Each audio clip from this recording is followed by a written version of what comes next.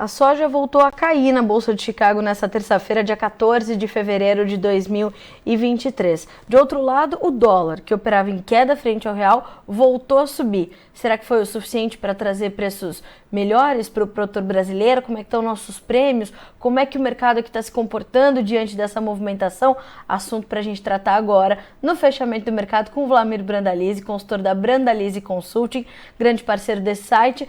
Wlamir, boa tarde, seja bem-vindo mais uma vez ao Notícias Agrícolas, é sempre um prazer ter o senhor com a gente. E Chicago caindo de novo. Boa tarde, Kaline, boa tarde a todos. É o rumo do mercado, né? A safra brasileira agora está ganhando ritmo de colheita. O mercado Chicago, ele está olhando mais agora a colheita brasileira do que os problemas da Argentina, né? Porque hoje pela manhã já teve chuva, estava chovendo na Argentina até agora há pouco em alguns lugares. Então isso acaba tirando um pouco o foco na Argentina, que a Argentina hoje tem um peso cada dia menor aí na oferta mundial, e ele bota um peso forte aí, principalmente no Mato Grosso, né? O Mato Grosso aí, nos nossos levantamentos hoje, até o final da tarde já vai estar com 50% da safra colhida.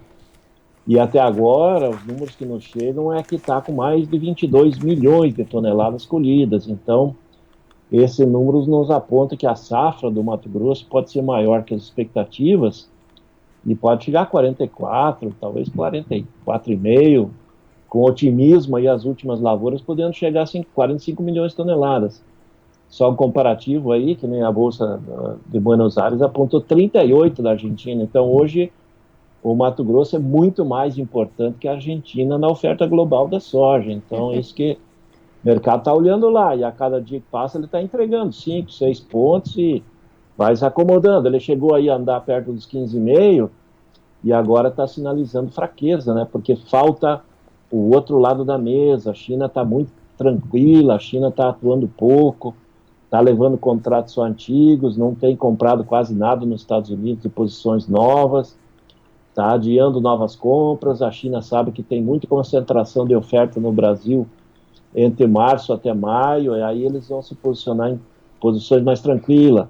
Prêmio no Brasil despencando, prêmio americano mantido alto ainda, então o chinês vai esperar para levar a soja brasileira, que está lento aí no embarque, mas vai crescer rápido depois do carnaval, né, quando o Brasil entra no ano novo, né? A China entrou no ano novo lunar faz 3 semanas. Nós vamos entrar agora depois da semana que vem. Agora, Wlamir, vamos por partes.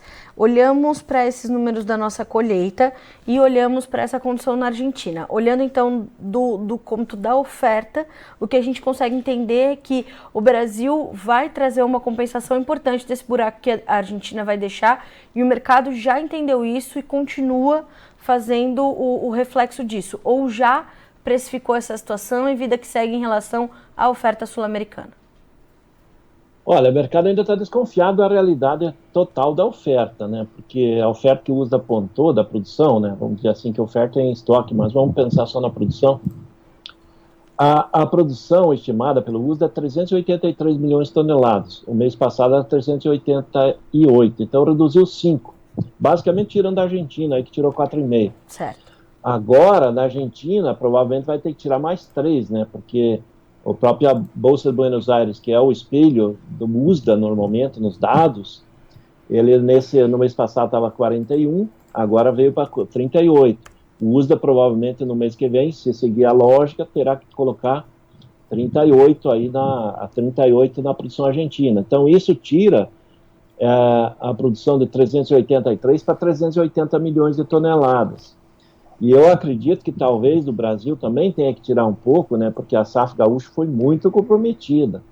Então, os 153 milhões de toneladas, eles talvez estejam muito otimistas, que o USDA aponta esse número e a Conab 152,900. Então, os dois números estão otimistas. Vamos torcer que seja a realidade e que o Brasil colha isso mesmo, que daí vem a safra cheia, muito cheia em Goiás, Mato Grosso do Sul, termine esses 50% da safra do Mato Grosso em excelentes condições, venha a colheita paranaense aí e confirme um grande número para compensar certamente as perdas gaúchas, né? As perdas gaúchas podem estar entre 8 e 10 milhões de toneladas em função da seca, do potencial de 22 milhões. Hoje, você fala no Rio Grande do Sul, 12, 14, os mais otimistas, 15 milhões de toneladas. Então, há uma perda bem importante.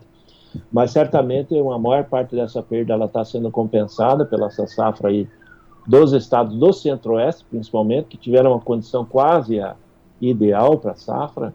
Então, o número da safra é grande. E, por outro lado, aí a pressão de compra é pequena. Não temos aí uma pressão agressiva dos chineses, né, que estão vendo $15 o bushel, 15,20, 15,30, que vem circulando hoje, como posições que podem comprar mais barato à frente, né? Então ele olha e, não, mas eu posso comprar a 14,80 talvez daqui umas 3, 4 semanas. Então, e aí o prêmio baixo também no Brasil acaba dando uma margem de esmagamento mais favorável lá na China, né? Então o chinês, 4.721 anos de ano lunar deles lá, então eles têm muito ano de comércio. E eles estão dominando o negócio, estão dominando o mercado no momento. Então, Vlamir, quando a gente olha para a questão da demanda, a gente pode entender que essa lentidão, essa ausência da China, portanto, ela é pontual também. Em algum momento, a China vai ter que vir mais agressivamente ao mercado. Sim, com certeza eles vão vir para o mercado, vão comprar mais do que é projetado pelo USDA. Eu acredito que se o mercado recuar um pouco mais aí e andar mais perto dos $14 o bushel, os chineses vão comprar 100 milhões de toneladas nesse ano e não 96. Eles talvez comprem até mais, porque eles devem recompor estoques, melhorar o nível de estoques, porque os chineses sabem que agora nós vamos entrar numa fase de El Niño, e o El Niño, geralmente, ele às vezes trazem problemas graves nos Estados Unidos, né?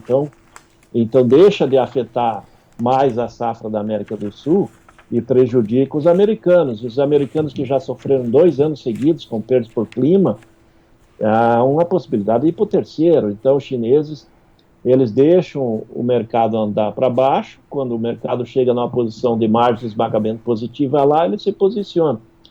Nas últimas semanas, o mercado acima de 15,30, 15,40 no Brasil, e os prêmios estavam acima de 100, ele estava dando mais de $16,5 por bushel no mercado FOB. Então, para a indústria esmagadora chinesa, estava dando margem negativa ou não dando margem de operação.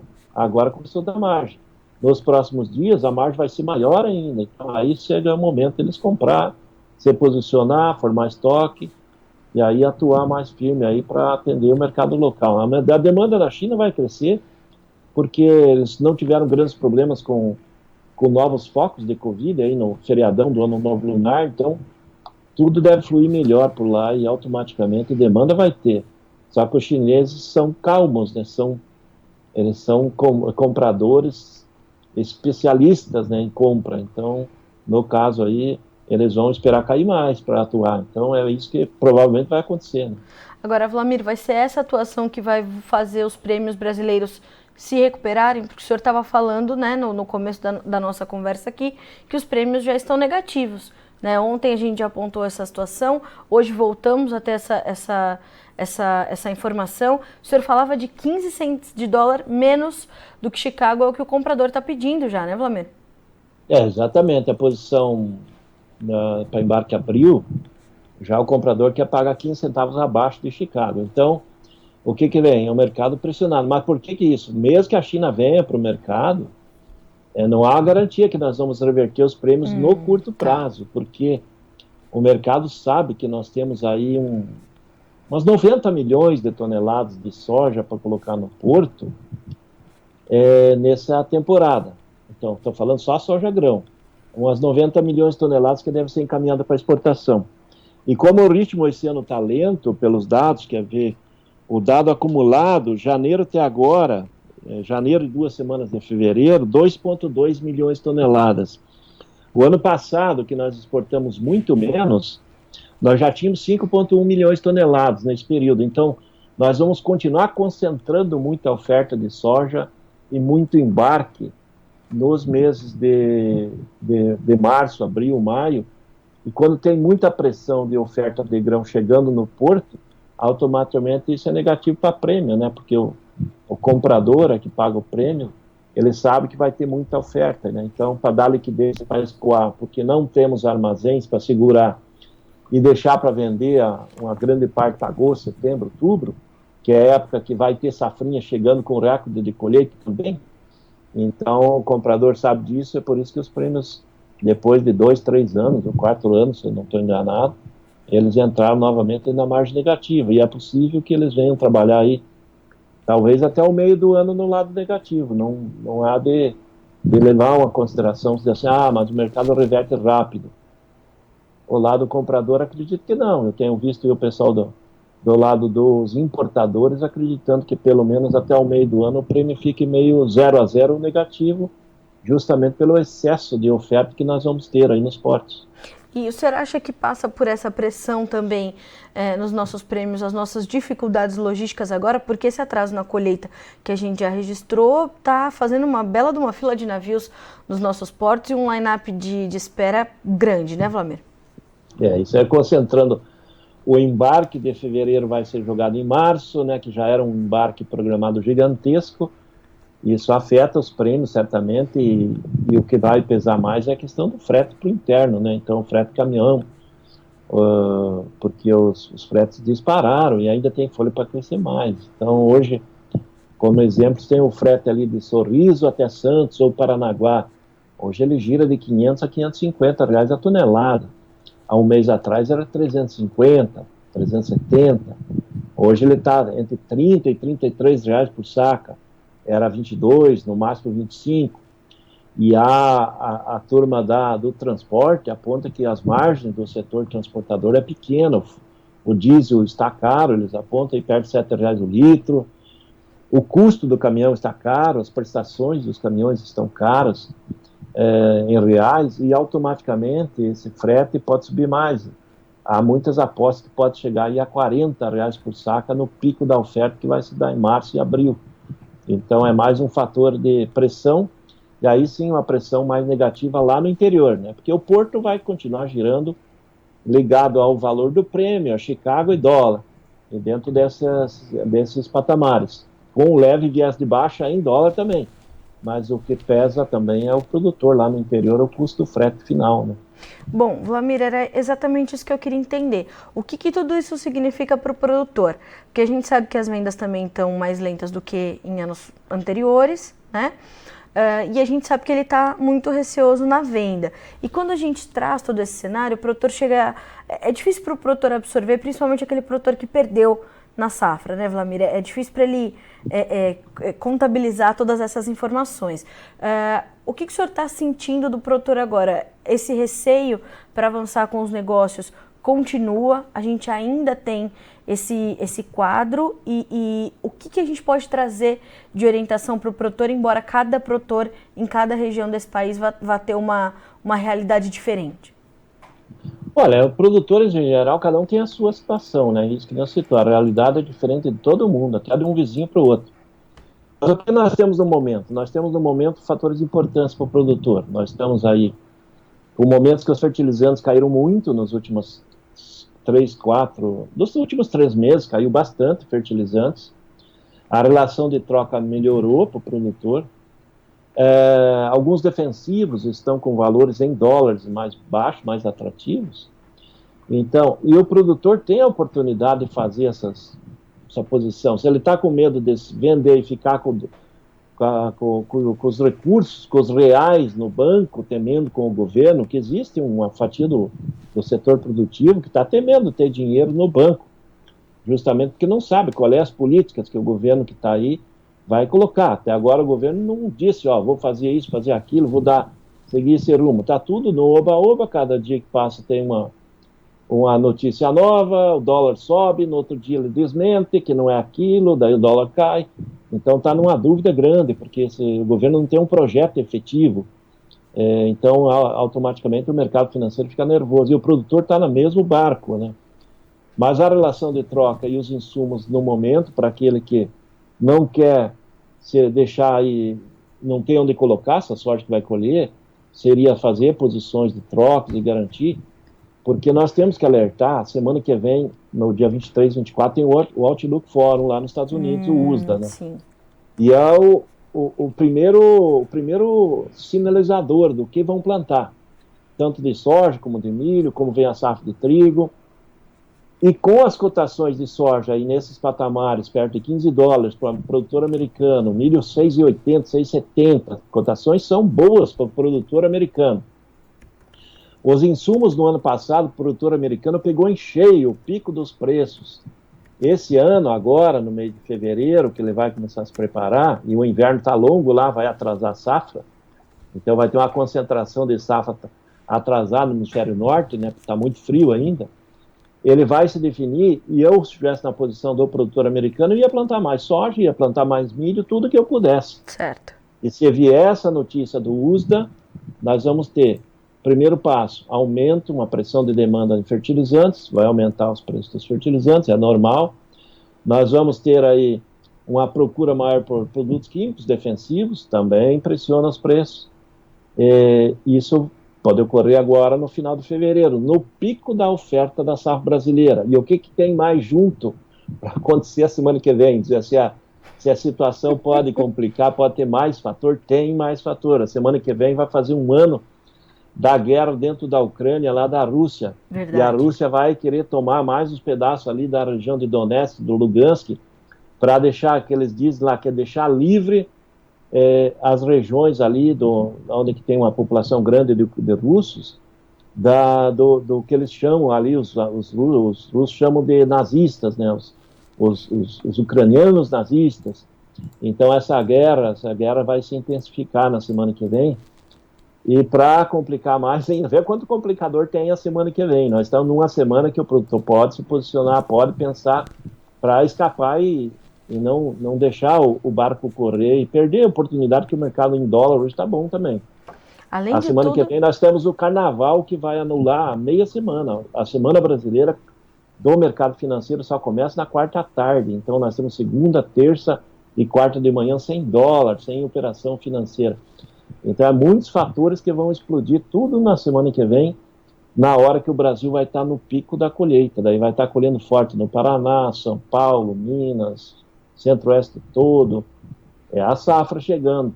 Ao mesmo tempo, o mercado internacional tendo vários fatores. É a guerra, é o produtor americano se definindo, o outlook USDA, e o chinês está andando de barco sentadinho, só assistindo, né, que é o maior importador.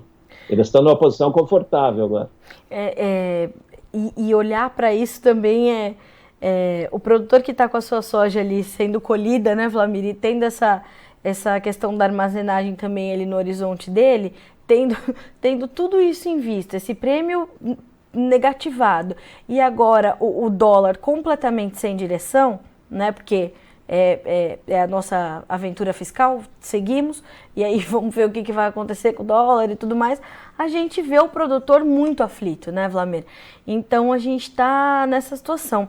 E o senhor tem um comentário aqui bastante interessante do Rogério de Unai, Minas Gerais, e ele diz assim: Vlamir, há relatos de algumas áreas em Minas Gerais onde os produtores não estão conseguindo fazer os tratos culturais. E afetando também a questão da safra 23-24. Eu acho que... perdão, Vlamir, perdão, não é para o senhor essa pergunta, foi para o boletim anterior, mas pelo horário eu achei que era para o senhor. Mas quando a gente fala de Minas Gerais... Esse é o café, que você está falando para mim, é o café. Exatamente. Mas o que eu percebo, e eu achei que era justamente pela soja, porque hoje a gente já estava dando ali nas previsões do tempo esse excesso de chuvas que continua para a região sudeste. Então, Minas Gerais, São Paulo vão ter uma chuvarada e tá difícil terminar essa colheita, né, Vlamir? Ou avançar com essa colheita, porque tá só no começo. A colheita com excesso de chuva agora é uma constância. Nós somos o maior produtor do mundo, né, Carlinha? Hoje já considero 44 milhões de hectares, o ano que vem vai ser 46. O Brasil na soja é um continente. Nós sempre vamos ter problemas de colheita com chuva. Então, poderemos não ter problemas de falta de chuvas, mas que vamos ter problemas na hora de colher com chuvas, isso sempre vai existir. O produtor do Mato Grosso hoje é o mais preparado para isso, né, que ele tem um maquinário para colher rápido, as condições no Mato Grosso são um pouco melhores também, que ele consegue colher, choveu à noite, ele colhe depois das 10 da manhã, então tem isso. O que a gente tem que esclarecer para o produtor? Tem problema na colheita, o produtor já o meu choveu muito, tive perda, me descontaram bastante, teve mais ardidos. Sim, isso acontece. Só que essa soja que é o trading, a cooperativa, o cerealista, o armazenador recebe, com mais ardidos, mais umidade que ele desconta do produtor, ele não joga nada disso fora. Ele só seca e deixa dentro do padrão da umidade. Esses mais ardidos, ele não é jogado fora, ele é feito um blend de misturas de grãos para dar o padrão possível de exportação, de esmagamento interno, e tudo vai virar farelo e óleo. Então, a questão de quando tem chuvas, acaba não reduzindo praticamente nada na produção. Ele só reduz quando você não conseguir colher nada. Não colheu. Mas quando colhe com mais ardidos, mais umidade, quem perde basicamente é o produtor. E por causa dos descontos, e no mercado global a soja vai para ser esmagada e não reduz a oferta. É por isso que eu continuo vendo a safra brasileira, com todos esses problemas que tem, de excesso de chuva em alguns lugares, e a seca que teve no Rio Grande do Sul muito forte, ainda está com o potencial de bater 150 milhões de toneladas, e é recorde histórico, né? O ano passado foi 125, então é um volume muito grande de grão e não tem armazém para isso. Ainda temos soja que não foi negociada a safra passada, na mão de produtor, cooperativa. Temos milho da safra passada que não foi negociado. Tem o milho da safra verão chegando, e agora vem uma nova super safrinha sendo plantada, né? O pessoal vai correr para o plantio. E é muito grão que vai chegar a partir de junho, aí final de maio, junho, já tem as primeiras colheitas de milho. Então, os armazéns vão continuar ainda meio lotados nesse período, e por isso que o problema da armazenagem vai continuar grande esse ano. Armazenagem e frete, né? Que vai pesar aí nas costas do produtor. Vladimir, mesmo com todo esse cenário, com todo esse quadro, acho que, aí eu peço que o senhor me corrija se eu estiver equivocada, por favor, é que a gente está falando realmente de um momento de pressão, a gente está falando de cotações que estão bem mais baixas do que nós vimos no começo, ou nos últimos meses, na última safra. Claro, são outros contextos, outros cenários, mas a gente ainda está falando de uma safra que remunera o produtor brasileiro, não?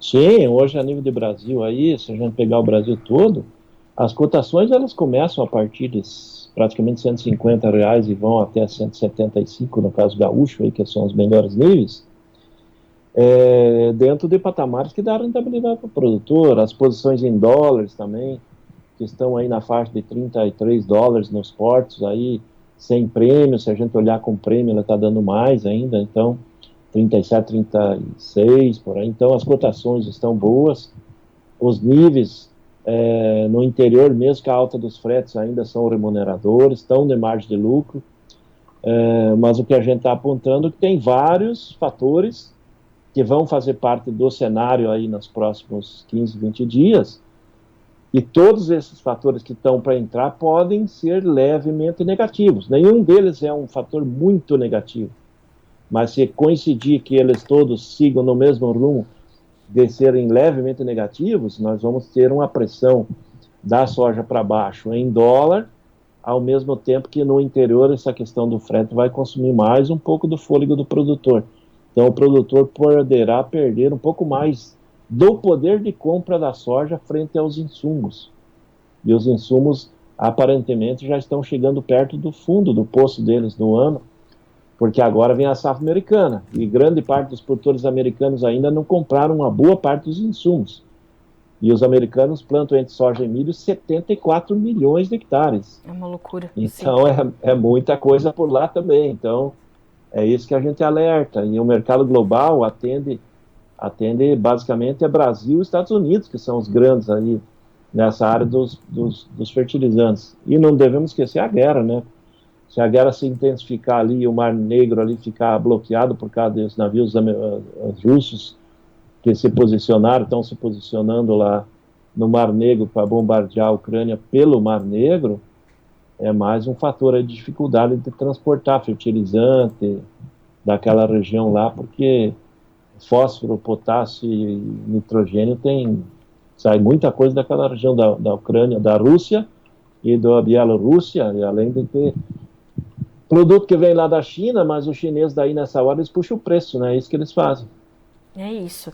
Bom, Vlamir, a gente vai, claro, continuar acompanhando, sempre com a sua orientação, sempre com o seu direcionamento, para a gente saber a que ponto temos que ter mais atenção. Lhe agradeço demais por estar conosco nessa terça-feira, trazendo principalmente essas orientações aos produtores que nos acompanham por aqui. O senhor é sempre bem-vindo. Obrigada.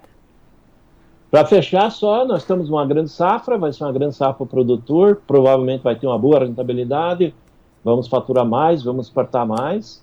E temos mais uma boa notícia, o Brasil agora, esse ano, vai começar a fazer parte dos grandes exportadores de ovos. Coisa boa, né, Vlamir? Carente em ovos. Só para dar uma ideia, eu estava conversando pela manhã e o pessoal lá nos Estados Unidos, um amigo nosso foi comprar ovos, ele compra umas bandejas de 30 ovos, ele falou $27, 30 ovos. Jesus Cristo. Veja o preço que chegou os ovos, então o bife de casca está caro no mundo, ele só está barato aqui no Brasil, por isso que o Brasil vai ser destaque na exportação de ovos também esse ano. E o que é ovo se não soja e milho, né, Vlamir? Exatamente, é mais ração, né? É, Vlamir Brandalize, o senhor sempre traz uma boa notícia, né? Coisa boa falar. Vlamir, outro dia, no Bom Dia Agronegócio, um internauta que estava acompanhando mandou um recadinho para mim assim: Carla, eu gosto tanto de ver você falar do Vlamir Brandalize. Eu falei, esse é um amor antigo. Eu já falei, o Vlamir vai me adotar, né, Vlamir? É isso aí, vamos lá. Obrigada. Mas são boas notícias, é só boas o produtor se preparar aí para navegar, que vai ser um ano bom ainda pela frente, né? Só que temos turbulências, mas se o barco estiver firme, passa toda essa. O nosso barco, ele né, Vlamir, ou pelo menos o barco do agronegócio, ele tá ali numa bela de uma rota, e ele tá preparado para passar por isso. Claro que ele vai sentir, né, quando a tempestade daquilo que não depende dele vier, a gente vai sentir, né, Vlamir? Como a gente tem sentido essas questões todas dessa guerra retórica do governo com o Banco Central, e o Roberto Campos Neto, um excelente profissional, está levando as coisas da forma como tem que ser, foi premiado ano passado, e mesmo assim o Diretório Nacional do PT e outros parlamentares estão querendo convocar o homem a explicar os juros altos no Congresso. Como é que vai explicar juros altos, né, Vlamir? Nem precisa, no ambiente econômico em que a gente vive. E aí a gente vai levar isso para uma questão ideológica e política. A gente vai sentir os efeitos disso inevitavelmente, né? Exatamente. Mas o produtor vai passar bem esse ano. Vai. Tem boas notícias pela frente. Nós vamos trazer boas notícias ainda à frente. É isso. Vlamir, obrigada mais uma vez, viu? Sempre bom ter o senhor com a gente. Obrigada. Até mais, tchau, tchau. Até mais. Senhoras e senhores, o grande Vlamir Brandalize, a gente, né, graças a Deus, a gente fez essa incrível parceria com o Vlamir desde muito tempo, por isso a gente tem essa liberdade para brincar com ele, para tê-lo sempre muito perto de nós, porque realmente é ouvir a experiência, né? O Vlamir atua nesse mercado há décadas e traz sempre essa visão muito próxima do produtor, que é o importante. A gente entender que, apesar desse cenário de prêmios negativos, 15 centavos de dólar menos do que Chicago para o embarque abril, né? Essa informação atualizada do Vlamir Brandalize. Mesmo com isso, Chicago hoje recuando e um dólar que está bastante volátil, a gente sabe que para o produtor no interior, é preciso ter atenção a tudo isso, mas a questão das despesas logísticas, as despesas com frete, portanto, vão subindo. O Vlamir estava pontuando aqui algo entre 500 e 550 dólares, 500 e 550 reais por tonelada, ou algo entre 33 reais por saca no frete, contra algo que há um mês era algo entre 350 e 370 reais por tonelada, ou 22 a 25 reais por saca. E no pico da colheita a gente pode ver esse preço chegar a 40 reais. Segundo o Vlamir, e ouvindo ali o relato, né, dos profissionais dos transportes, diesel mais caro, parcelas dos caminhões mais caras, os custos para cuidar, para manter os caminhões mais elevados, então tudo isso eleva o frete e, claro, agora pela demanda maior para escoar essa soja, temos esse aumento dos preços, é normal que isso aconteça, faz parte da sazonalidade desse mercado. A gente está falando ainda dessa pressão negativa dos prêmios, que vem também pela dificuldade, pela concentração de embarques, então a gente está falando de mais de 30 dias de espera nos portos brasileiros, então tudo se combina para agora exercer uma pressão sobre as cotações, mas ainda assim a gente está falando de prêmios que remuneram bem o produtor. Claro que ele vai ter que fazer as suas contas, como o Vlamir pontuou, são diversas as realidades realidades que se desenham para o produtor brasileiro nas diversas regiões do país, mas é uma safra que ainda remunera. Para garantir essa renda, para garantir essa remuneração, é fazer planejamento estratégico, é ter um planejamento comercial, se proteger da volatilidade do dólar de Chicago e, claro, entender como é que esses prêmios vão impactar a formação do seu preço. Então, olhar para tudo isso, fazer as contas e saber que momento é esse para o seu mercado. Temos aí a colocar nos portos cerca de 90 milhões de toneladas de soja que devem ser exportadas. A China deve voltar a esse mercado, mas temos também uma oferta robusta do Brasil chegando a este mesmo mercado. Então, tudo combinado, essa pressão sobre as cotações vai ser inevitável. Vamos ver como ficaram os números na Bolsa de Chicago, preços da soja na sua tela para a gente começar. O mercado fechou no vermelho. Março, 15 dólares e 37 centes por bushel, 5 pontos mais 25 de perda. A gente tem maio com 15 dólares e 36 pontos de baixa. O julho, 15 dólares e 19, caindo 6 pontos mais 25. O agosto, 14 dólares e 83, a perda de 3 pontos. Para milho, o fechamento foi bem perto da estabilidade. O março caindo 2 pontos mais 75, fechando a 6 dólares e 82 centes por bushel. O maio 6,79, 2 pontos e meio de queda. O julho 6,67, 1 ponto e meio de baixa. E o setembro subiu um pouquinho, 1 ponto mais 25 para 6 dólares e 13 centes. Vamos concluir com os números do trigo, que fechou também em campo negativo. A gente está falando de março com 7 dólares e 86, 6 pontos de baixa. O maio 7,96, caindo 4 pontos. O julho 7 dólares e 99, 3 pontos de queda. O setembro 8 dólares e 7, 2 pontos e meio de baixa nesta terça-feira, 14 de fevereiro. Senhoras e senhores, a gente fica por aqui com este boletim de fechamento de mercado de grãos, especialmente informações da soja, mas a gente continua te trazendo informações para que vocês sejam sempre os produtores rurais mais bem informados do Brasil. Até amanhã.